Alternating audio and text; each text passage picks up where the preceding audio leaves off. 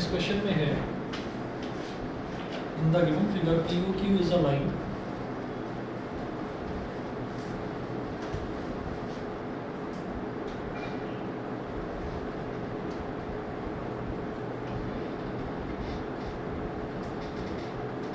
the given figure POQ is a line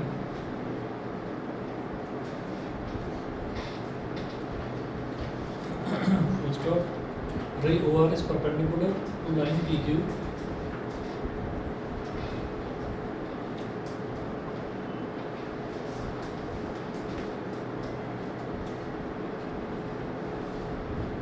is perpendicular to line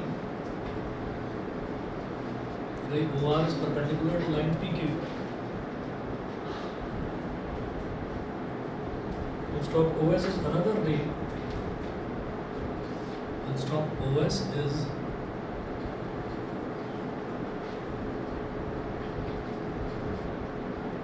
another ray lying between rays OP and OR.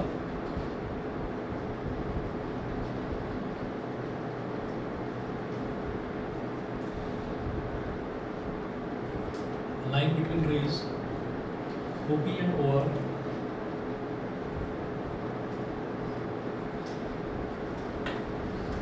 OP and OR full stop. Prove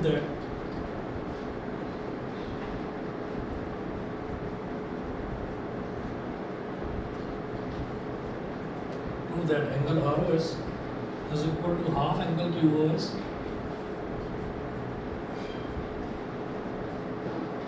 half angle QOS minus angle POS.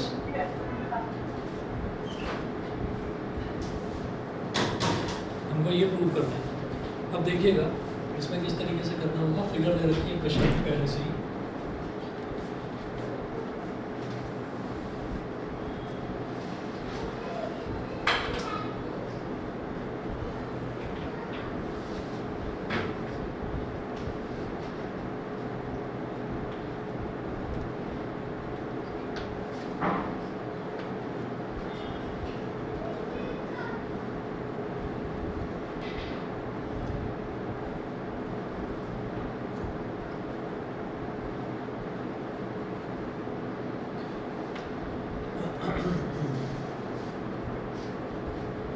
हाँ जी, अब देखिएगा कि यहाँ पर इन्होंने बोला इनका given figure POQ is a line, तो POQ एक स्ट्रेट लाइन हो गई।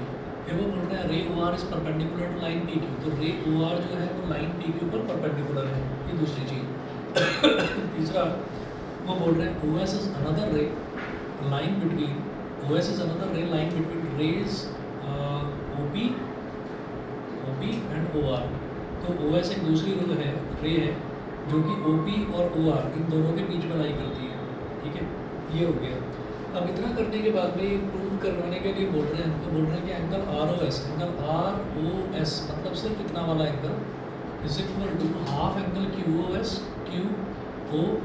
मतलब ये पूरा एंगल QOS माइनस POS ये POS ये वाला। तो QOS और POS का डिफरेंस करके हाफ कर दिया जाए तो एंगल ROS के बराबर है, ऐसा हमको प्रूव करना है। ठीक है, कैसे करेंगे देखिए।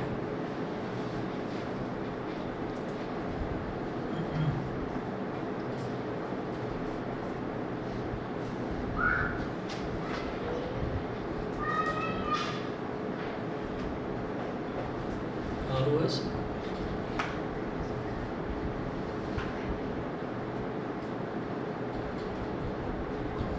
हम एक काम करेंगे, सबसे पहले हम ये कहेंगे कि एंगल ROQ प्लस ROS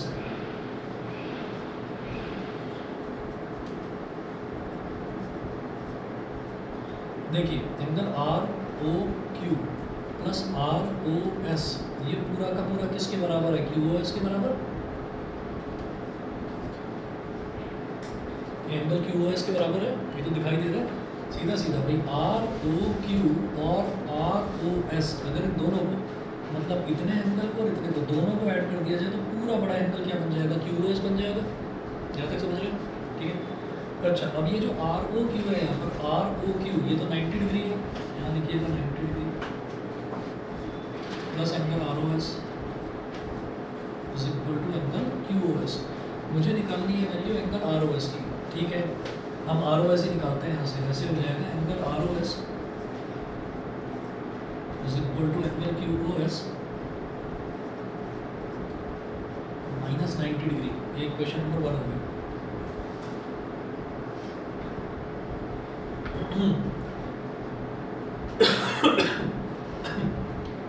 अच्छा, तो एक तो मेरे को ना आर ओ एस जो निकालना है उसमें मेरे को क्यू ओ एस की ज़रूरत है, तो क्यू ओ एस तो यहाँ पर आ गया। आर ओ एस की एक इक्वेशन बन गई जिसमें क्यू ओ एस आ गई। फिर मेरे को पी ओ एस की भी ज़रूरत है, तो पी ओ एस को भी आर ओ एस के साथ रिलेट करना है। तो कैसे करूँगा, पी ओ एस और आर ओ एस इन दोनों का सम कितना आ रहा है, 90 डिग्री, ठीक है। तो लिखेंगे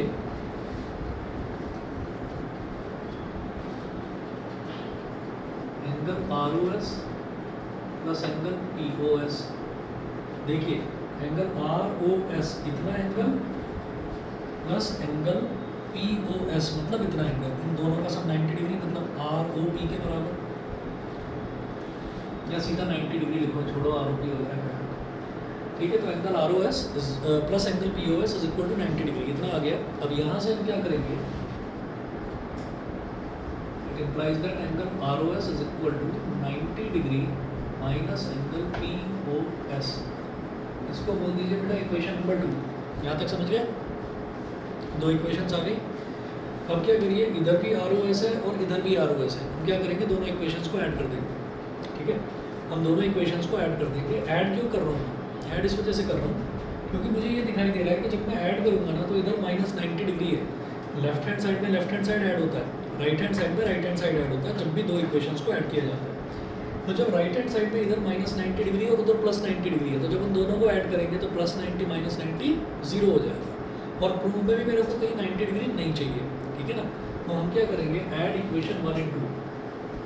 सर हाँ जी, हमारा उधर QoS कहाँ गया? कहाँ पर बेटा, ये सर तो हाँ, इसके बाद उस टाइम में नहीं, ये तो मैंने एक इक्वेशन बनाई। ये मैंने कैसे बनाया, ये मैंने इस वाली लाइन की, ये जो ओ एस है ना, इसके इधर वाली लाइन में लगाया। मैंने कहा R O Q plus R O S is equal to angle Q O S. ये लगाकर मैंने आर ओ एस की एक वैल्यू निकाल दी।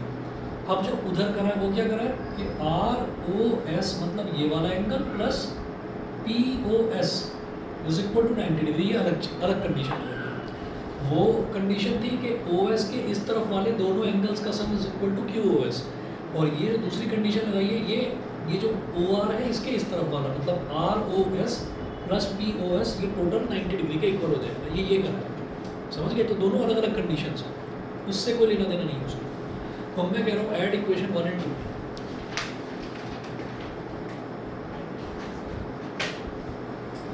इक्वेशन 1 और 2 दोनों को ऐड कर दीजिए। ऐड इक्वेशन 1 and 2, जब दोनों को ऐड करेंगे तो ऐड करने पर क्या हो जाएगा, angle R O S plus angle R O S, angle R O S plus angle R O S. तो लेफ्ट हैंड साइड ऐड हो गया, ठीक है, इज इक्वल टू, फिर इसका लेफ्ट हैंड साइड उसके लेफ्ट हैंड साइड में add हो जाएगा। तो angle Q O S minus 90 degree, angle Q O S minus 90 degree plus 90 degree minus angle P O S plus 90 minus 90 cancel out हो गया, ठीक है। और angle R O S plus angle R O S क्या हो गया, twice of angle R O S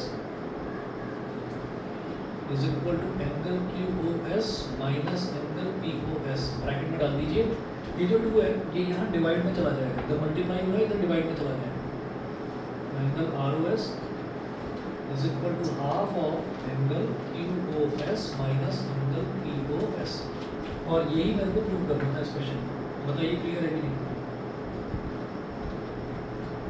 angle R O S is equal to half angle Q O S minus angle P O S, ये हमको करना है, समझ गए।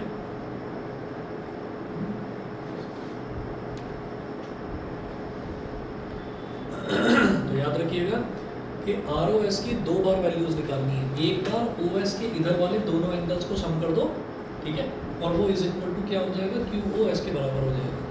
एक बार ये जो ओ आर है इसके इधर वाले दोनों एंगल्स को सम कर दो तो वो 90 डिग्री के इक्वल हो जाएगा, ठीक है। और फिर क्या करिए, 2 इक्वेशन से आपको आर ओ एस की वैल्यू आई, दोनों इक्वेशंस को ऐड कर दो, ठीक है। ऐड करोगे तो इधर आ जाएगा 2 एंगल आर ओ एस, और 2 जो इधर मल्टीप्लाई हो रहा है वो उधर जाकर कहाँ चला जाएगा, डिवाइड में, ठीक है। तो 1/2 angle Q S minus angle P O S हो जाएगा। सभी को क्लियर है, ठीक है पक्का। अगला देखते हैं, अगला है क्वेश्चन नंबर 6। ये एनसीईआरटी की एक्सरसाइज 6.1 का क्वेश्चन नंबर 5 है, पुरानी वाली एनसीईआरटी। क्वेश्चन नंबर 6 देखिएगा, it is given that angle X Y Z is equal to 64 degree. Note कीजिए क्वेश्चन पहले।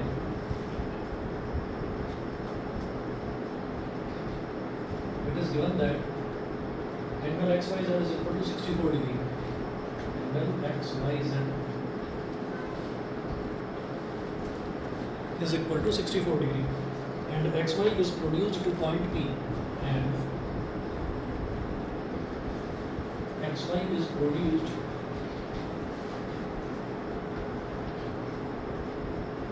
to point P, capital P, full stop. Draw a figure from the given information.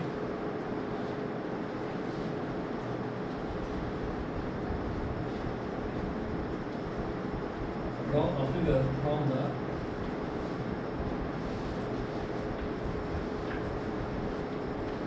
given information.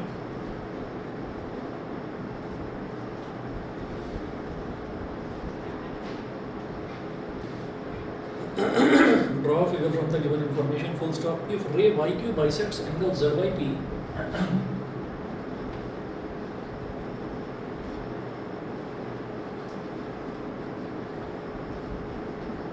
if ray YQ bisects angle ZYP,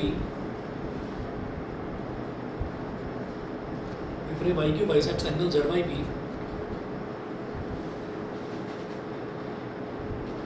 comma, find angle XYQ,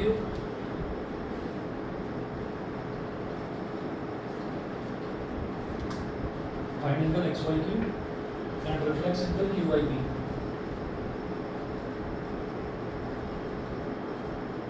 And reflex angle QYP.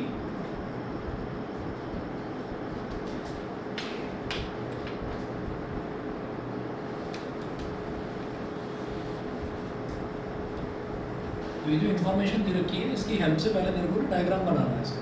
इस question में diagram दे नहीं रखा।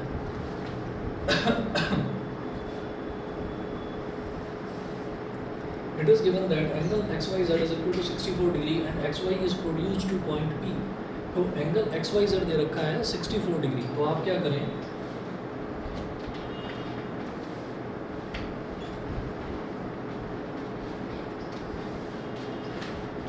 ये हो गया X, ये हो गया Y और ये हो गया Z। इन्होंने दे रखा है XYZ is equal to 64 degree. समझ गए? सबसे पहले मैंने XYZ बना दिया ऐसे ही, क्योंकि जो इन्फॉर्मेशन दे रखी है उस इन्फॉर्मेशन के हिसाब से मेरे को जो डायग्राम है वो बनाना है। तो angle XYZ is equal to 64 degree आ गया and XY is produced to point P। तो XY इज प्रोड्यूस्ड, तो XY को आगे खींच देंगे and it is produced to point P।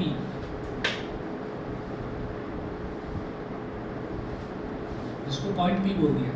याद रखिएगा वो बोल रहे हैं XY इज प्रोड्यूस्ड, तो XY को प्रोड्यूस करने का मतलब है X से Y की तरफ आपको लाइन को आगे ड्रॉ करना है। अगर वो बोलते हैं कि YX प्रोड्यूस्ड, तो Y से X की तरफ आपको लाइन को आगे ड्रॉ करना पड़ता है। समझ गए? XY प्रोड्यूस्ड और YX प्रोड्यूस्ड में अंतर क्लियर? ठीक है, चलिए। तो XY is produced to point P, ये बन गया। Draw a figure from the given information, figure हमने बना लिया। उसके बाद आगे चलते हैं। इफ रे YQ बाइसेक्ट्स एंगल ZYP, तो आप ये देखिएगा ये बन रहा है एंगल ZYP। तो बीच में एक रे निकालनी है ऐसे, और इस रे को बोलेंगे YQ। उन्होंने बोला है इफ रे YQ bisects angle ZYP, angle ZYP इस पूरे एंगल को बाइसेक्ट करेगी रे YQ। तो हम क्या करेंगे, बाइसेक्ट करेंगे तो बेटा बराबर बराबर एंगल हो जाएंगे, ये X तो ये भी X।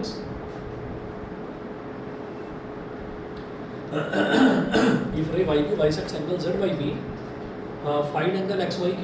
अब मेरे को निकालना है एंगल XYQ, मतलब ये पूरा 64 डिग्री प्लस X। ठीक है, और बोल रहे हैं रिफ्लेक्स एंगल QYP, तो QYP रिफ्लेक्स एंगल, किसी भी एंगल का रिफ्लेक्स कैसे निकाला जाता है, उस एंगल को 360 डिग्री में से माइनस कर दीजिए तो रिफ्लेक्स एंगल आ जाता है। क्लियर है? लिखिएगा, सिंस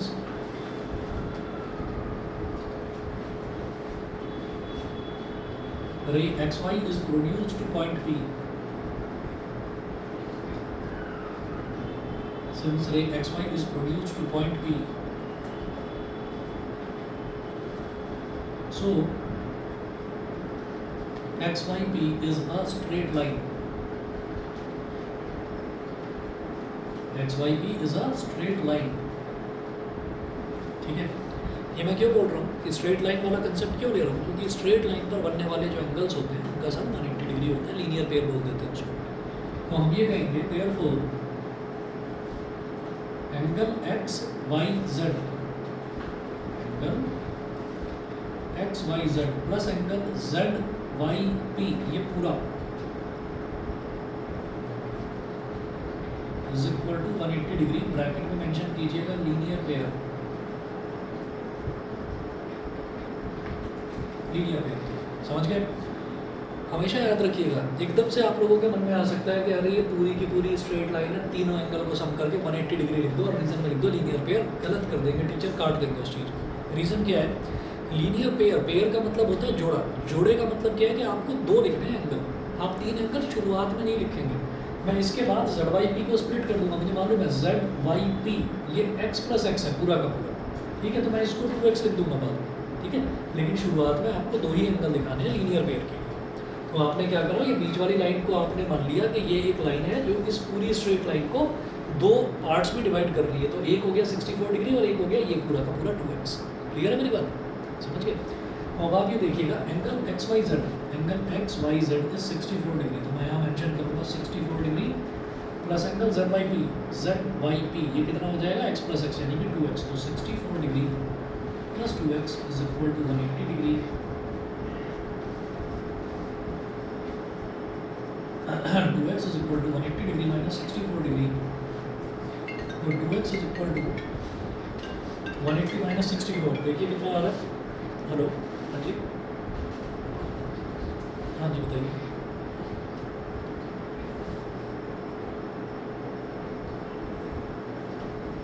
रेट लिस्ट भेज दीजिए, मैं देख लूँगा एक बार।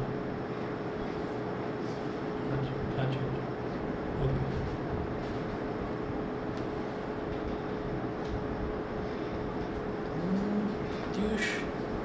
अच्छा, अरे ये नार्जो 50 है, ये कौन है?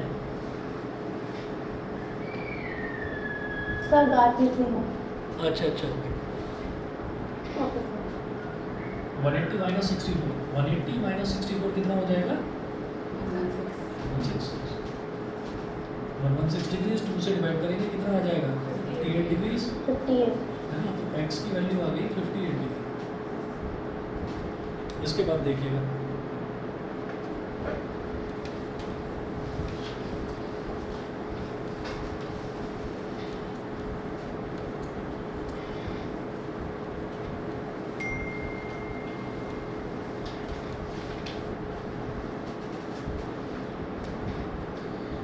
x is equal to 58 degree, ये है।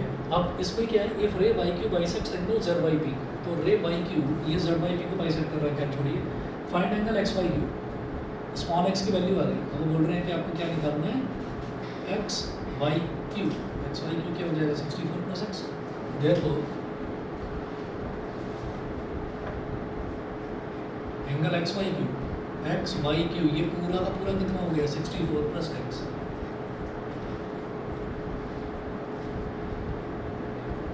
64 डिग्री प्लस x कितना 58 डिग्री,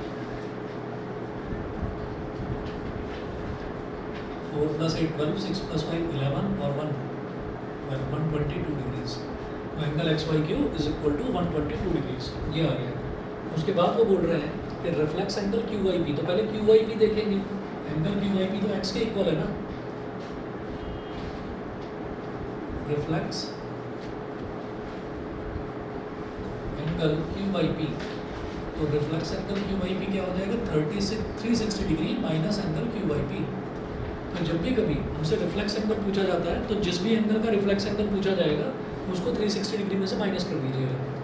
तो reflex angle Q Y P क्या हो गया 360 degree minus angle Q Y P, Q Y P ये कितना है एक्स है और एक्स की वैल्यू 58 डिग्री हो गया 302 डिग्रीज। अब दिखाइए कौन सा डाउट है, देखो इसको पकड़ा दो, फिफ्थ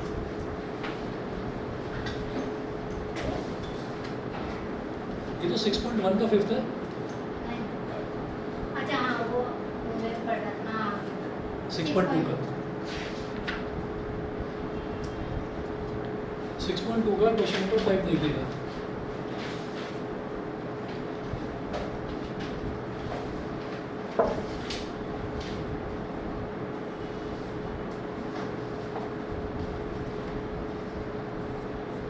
मैंने थर्सडे के लिए बोला था ना टेस्ट के लिए।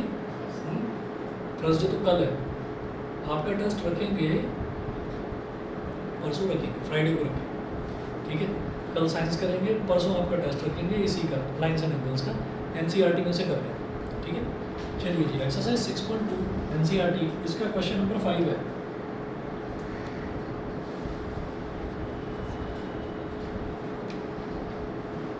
In the given figure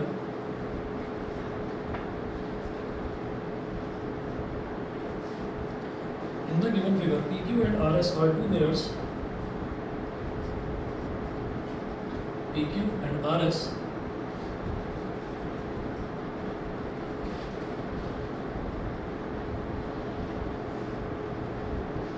in the given figure PQ and RS are two mirrors placed parallel to each other. Are two mirrors placed parallel to each other.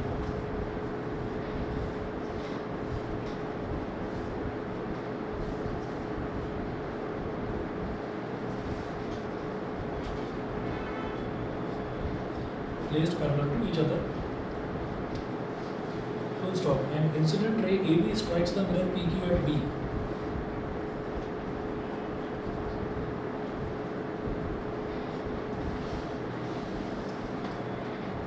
An incident ray AB strikes the mirror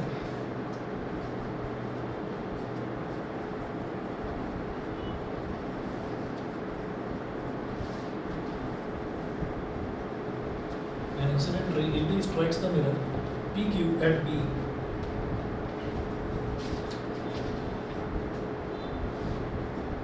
At B, comma, the reflected ray moves along the path BC.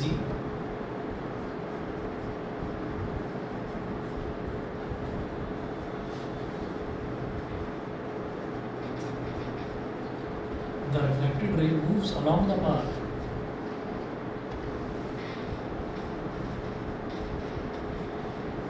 BC, moves along the path BC and strikes the mirror RS at C.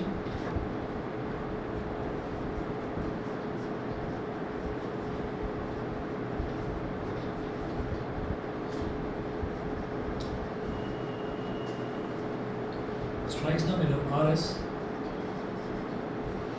at C and again reflects back along CD.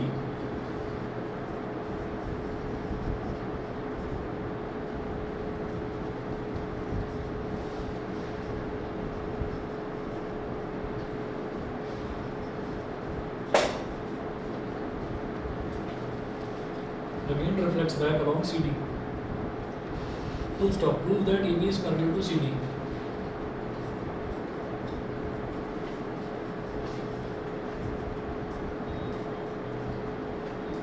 Prove that AB is parallel to CD.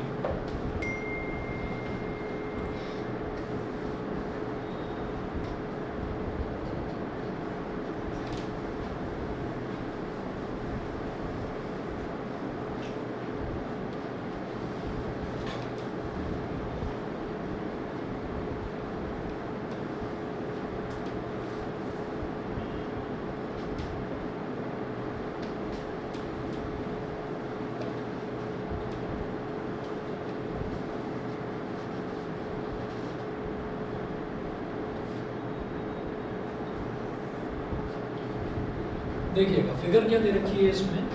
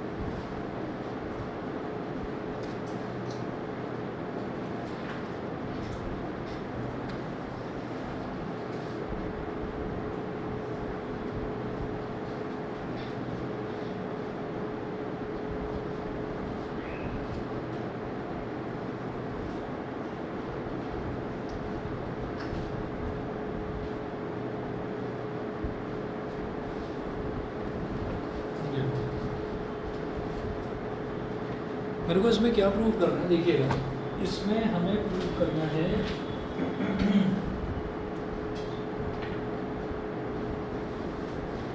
इसमें हमको prove करना है कि A B C D के parallel है, A B is parallel to C D, ये चीज़ prove करनी है, ए बी और सी डी एक दूसरे के पैरेलल है। तो इसमें ना थोड़ा सा कंसेप्ट हमको इसका समझना पड़ेगा, रिफ्लेक्शन वाला कॉन्सेप्ट थोड़ा सा समझना पड़ेगा, और फिर जो पैरेलल लाइंस वाला कॉन्सेप्ट है जो हमने एंगल्स वाला देखा है वो भी देखेंगे जरा। तो देखिएगा यहाँ पर क्या करेंगे, मैं इस तरफ करके समझा रहा हूँ एक दो चीज़ें आपको।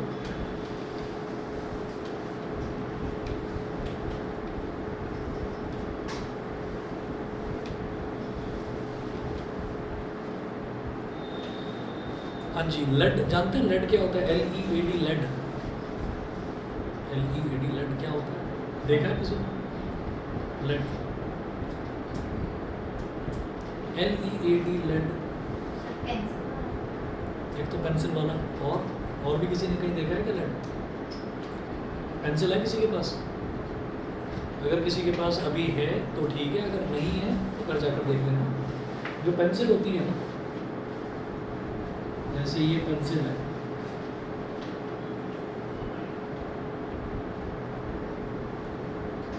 पेंसिल जो है इस तरीके की होती है, ऐसे ये पूरी लकड़ी की होगी,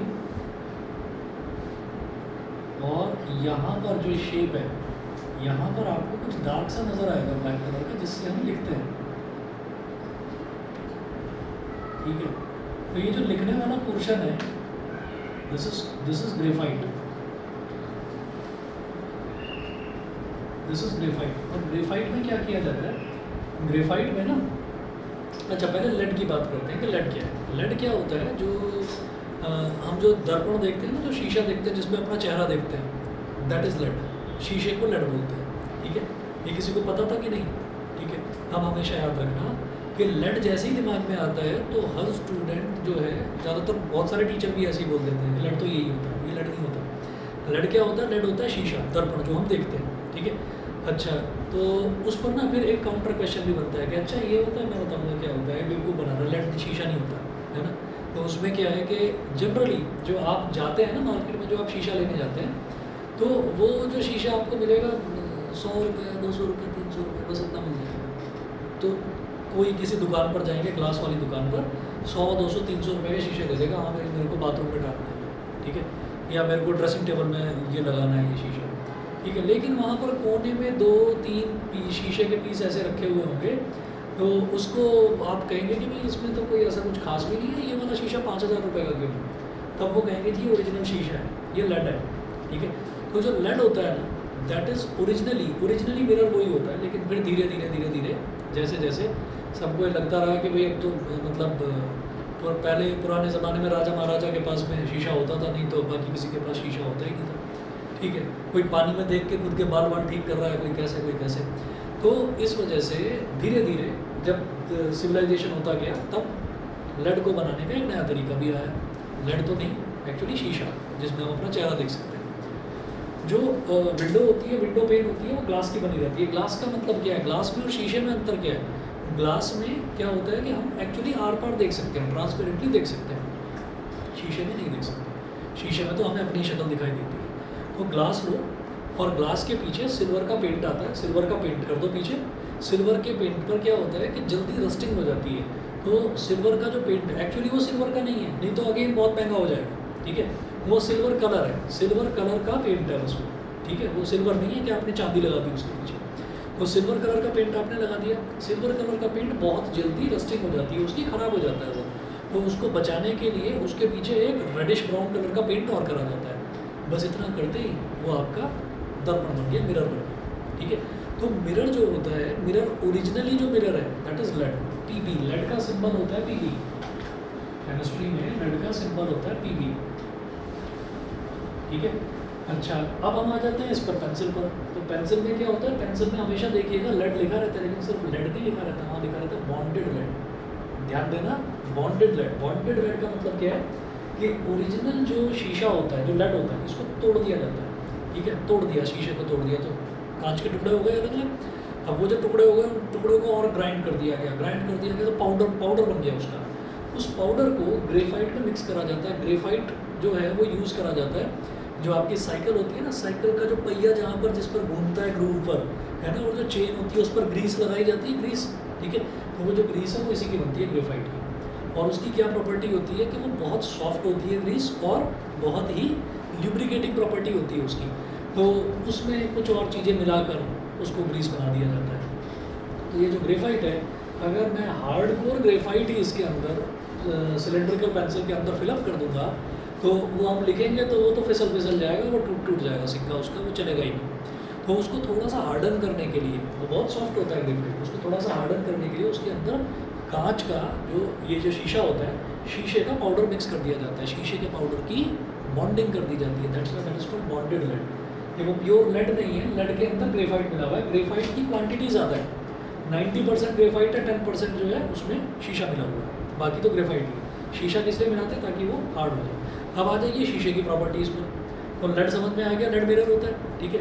अच्छा, अब ये जो लगा रखी है लाइनें, ये लाइनें क्या है? ये लाइनें ऐसी हैं कि हमारे पास था तो कांच का टुकड़ा, ठीक है, कांच का एक प्लेट था, हमने उस कांच के प्लेट के पीछे ना पॉलिश कर दी। तो पीछे का सरफेस जो पॉलिश कर देते हैं, जो पेंट कर देते हैं, उस पेंट को पेपर पर दिखाने का तरीका ये होता है कि मैंने ये मिरर बना दिया, तो इस तरफ से वो मिरर है, इधर से वो मिरर है, पीछे से उस पर पॉलिश हो रखी है, यहाँ पर हम अपना चेहरा देखें, ठीक है।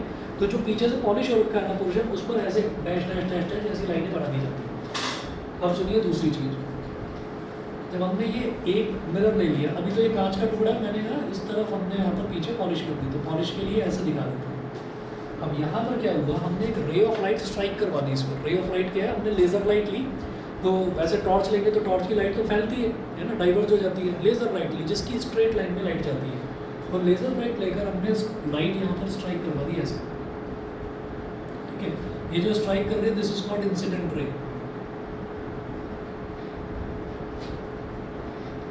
This is called incident ray, ठीक। अच्छा, क्वेश्चन मैथ्स का है, लेकिन इसमें कंसेप्ट साइंस का यूज होगा, इस वजह से इतना समझाना पड़ता है। तो ये समझ में आ गया, ये तो मिरर है, इसमें जो पीछे डैश डैश डैश डैश दिखा है, ये क्या है? उसके पीछे की पॉलिश्ड सरफेस, ठीक है।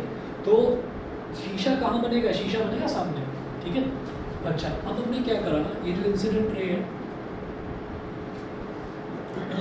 इंसिडेंट रे जो है, इंसिडेंट रे में जिस पॉइंट पर ये स्ट्राइक करती है, इसको बोलते हैं point of incidence, point of incidence. यहीं पर आप एक परपेंडिकुलर ड्रॉप कर लीजिए, इस परपेंडिकुलर को क्या बोलते हैं? नॉर्मल। और जब ये लाइट स्ट्राइक कर रही है, तो स्ट्राइक करने के बाद ये रिफ्लेक्ट बैक होकर जाती है ऐसे, इसको बोलते हैं रिफ्लेक्टेड रे। ये तीनों टर्म्स क्लियर है? इंसिडेंट रे क्या है, नॉर्मल क्या है, और रिफ्लेक्टेड रे क्या है? ये इंसिडेंट रे नॉर्मल के साथ जो एंगल बनाती है, that is called angle of incidence, angle I. ये रिफ्लेक्टेड रे भी इसी नॉर्मल के साथ जो एंगल बनाती है, that is called angle of reflection. और लॉज ऑफ रिफ्लेक्शन ये कहता है कि angle I is equal to angle R होता है। ये लॉ ऑफ रिफ्लेक्शन है, angle of incidence is equal to angle of reflection. ये सारे कॉन्सेप्ट क्लियर है, ठीक है। तो रेड क्या होता है? ठीक है। अब आगे की कहानी देखते हैं, वापस आ जाते हैं इस क्वेश्चन पर। इस क्वेश्चन में क्या है कि एक ray of light A B यहाँ पर मिरर पर स्ट्राइक करती है, और ये देखिए ये पी क्यू मिरर और ये आर एस मिरर, ये एक दूसरे के पैरेलल रखे हुए दोनों मिरर, यानी कि पैरेलल लाइंस भी हैं। पैरेलल लाइंस का भी फंडा लगाएंगे, रिफ्लेक्शन का भी फंडा लगाएंगे। तो देखो ये इंसिडेंट रे है ना, तो फिर नॉर्मल भी तो बनाओ, यहाँ पर एक नॉर्मल बनाइए।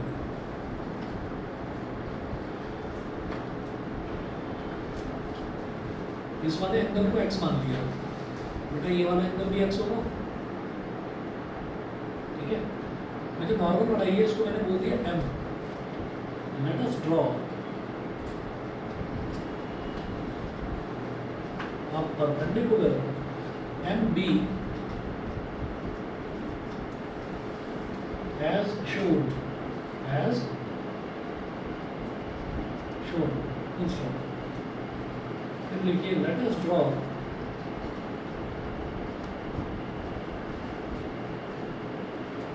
another perpendicular MC as shown.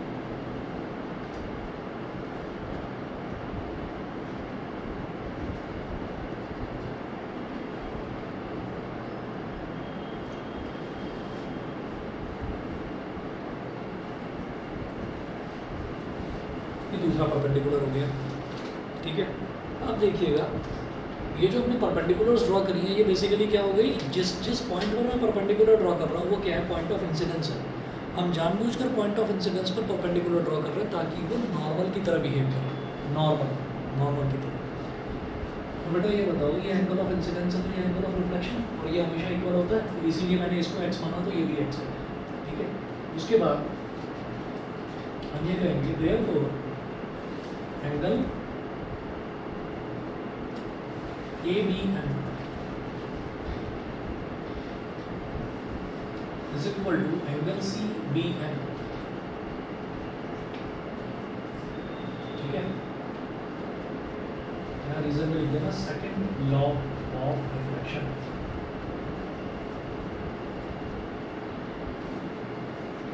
First law क्या होता है, the incident ray, the reflected ray and the normal they all lie in the same plane, ये होता है first law of reflection. Second law of reflection होता है कि angle of incidence is always equal to angle of reflection, ठीक है। तो second law of reflection, और इसको आप बोल दीजिए इज इक्वल टू x, और यहाँ लिख दीजिए से का मतलब ऐसा मैंने मान लिया, जब दोनों इक्वल है तो दोनों को x के बराबर मान लिया, ठीक है। अब ये करने के बाद यहाँ तक सभी को क्लियर है भाई, ऑनलाइन वाले बताएं। ठीक है, चलिए।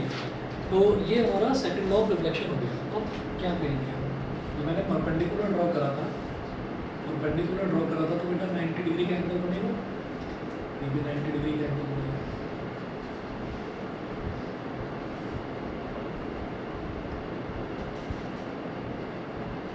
मतलब यहाँ पर भी 90 डिग्री है, और यहाँ पर हमने यहाँ पर परपेंडिकुलर ड्रॉ करा था ना, NC MB, इसको हटाओ, ये वैसे हो जाएगा, ये भी 90 degree.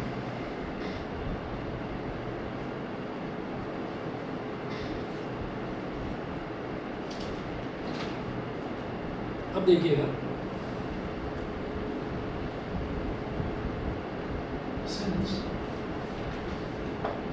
since PQ is parallel to RS, so a perpendicular on PQ and a perpendicular on RS will also be parallel to each other.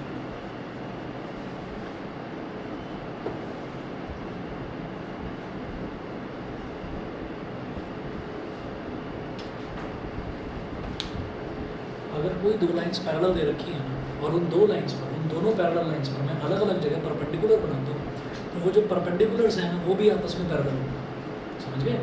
अगर कोई दो पैरेलल लाइंस है, आप ये देखिएगा कि ये PQ एक लाइन दे रखी है और ये RS एक लाइन दे रखी है, तो PQ और RS अगर आपस में पैरेलल हैं तो उन पर ड्रॉ करने वाली जो परपेंडिकुलर्स हैं वो भी आपस में पैरेलल होंगे, ठीक है। तो आप यहाँ पर ये लिखेंगे कि BM is perpendicular, therefore BM is perpendicular is parallel to NC, ये जो BM है और ये जो NC है ये भी पैरेलल होगा, ठीक है। अब क्या होगा,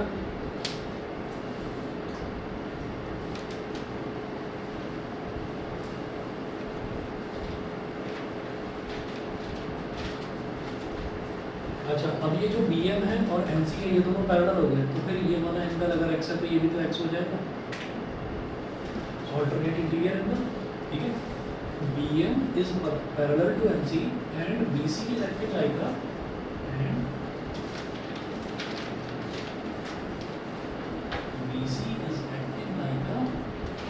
transversal.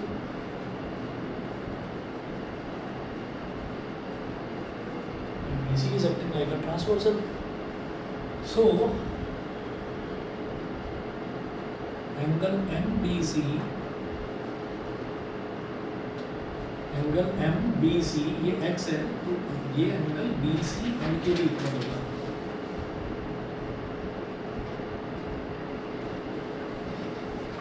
ब्रैकेट में लिखेंगे बेटा ऑल्टरनेट इंटीरियर एंगल्स,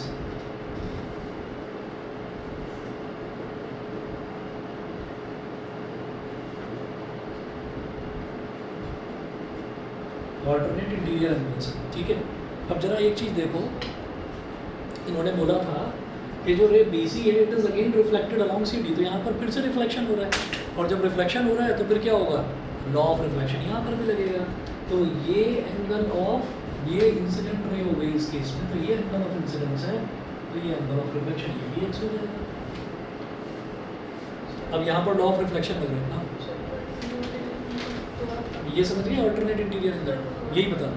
ठीक है, अब आप ये देखिएगा कि जब PQ और RS ये दोनों पैरेलल लाइंस हमको दे रखी थी, तो उन दोनों लाइंस के बीच में जो हमने परपेंडिकुलर्स ड्रॉ करी है वो भी आपस में पैरेलल हो जाएंगी, और वो जब लाइंस दोनों पैरेलल हो गई तो उनको काटने वाली लाइन क्या कहलाएगी, ट्रांसवर्सल। तो आप ये देखिए कि ये जो BM है और NC है, इसको, इन दोनों लाइंस को काट रही है BC, दोनों लाइंस को टच कर रही है BC, टच करना काटना एक ही बात है। तो अब ये ट्रांसवर्सल के इस तरफ बन रहा है एंगल x, और ये ट्रांसवर्सल के इस तरफ बन रहा है, इसलिए ये एंगल और ये एंगल इक्वल हो जाएगा। तो इसलिए इसको मैंने बोल दिया ऑल्टरनेट इंटीरियर एंगल्स, ये इक्वल हो गए। उन्होंने बोला था कि जब एक इंसिडेंट रे AB स्ट्राइक करेगी तो रिफ्लेक्ट होगी अलॉन्ग BC, और BC जब दोबारा से RS वाले दूसरे मिरर पर स्ट्राइक करेगी तो it gets reflected along CD। तो सीधे सी बात है, फिर से रिफ्लेक्शन हो रहा है, तो यहाँ पर भी तो लॉ ऑफ रिफ्लेक्शन यूज होगा। तो हम कहेंगे angle BCN is equal to angle NCD।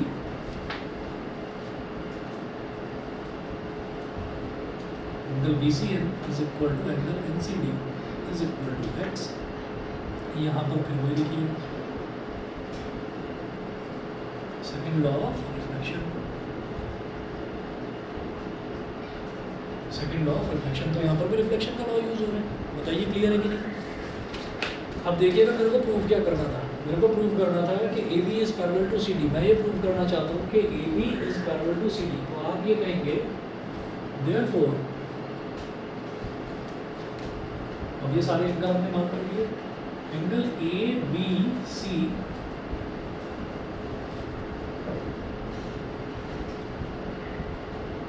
Is equal to angle BCD।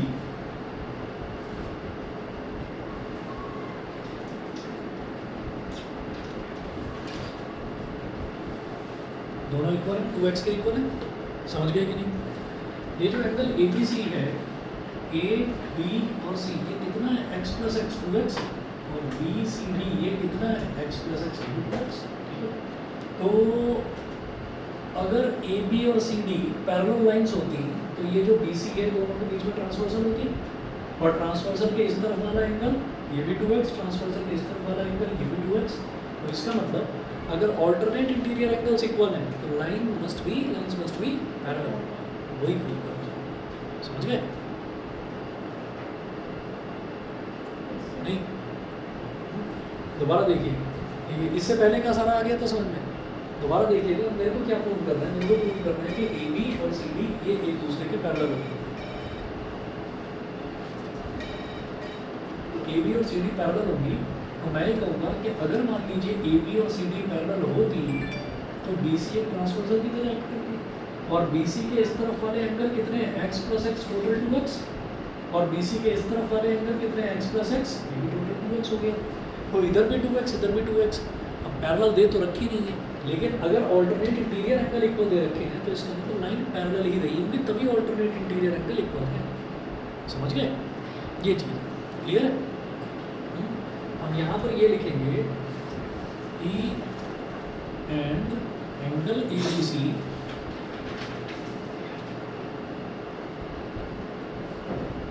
and angle BCD are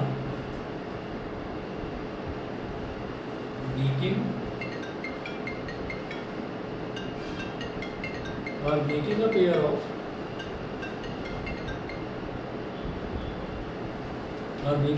of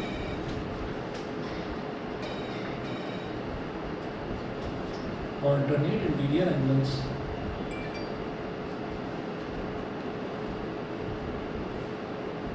Alternate interior angles which are equal.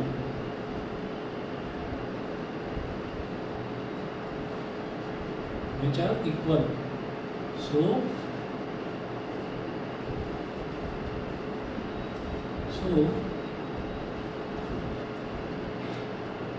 AB is parallel to CD.